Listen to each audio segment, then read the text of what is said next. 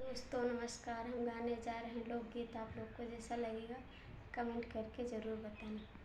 काहे बनी चौकी काहे ना बना थाना, काहे बनी चौकी काहे ना बना थाना, काहे बना है जिहल खाना हमार पिया, काहे बना है जिहल खाना हमार पिया।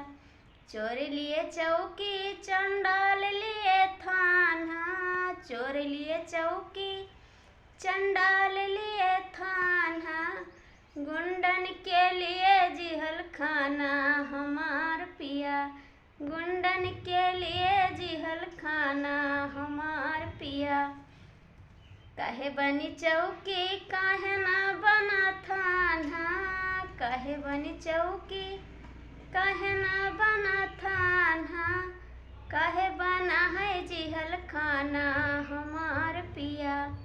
काऊ करी चौकी काऊ करी थाना, काऊ करी चौकी काऊ करी थाना, काऊ करे जिहल खाना हमार पिया, काऊ करे जिहल खाना हमार पिया।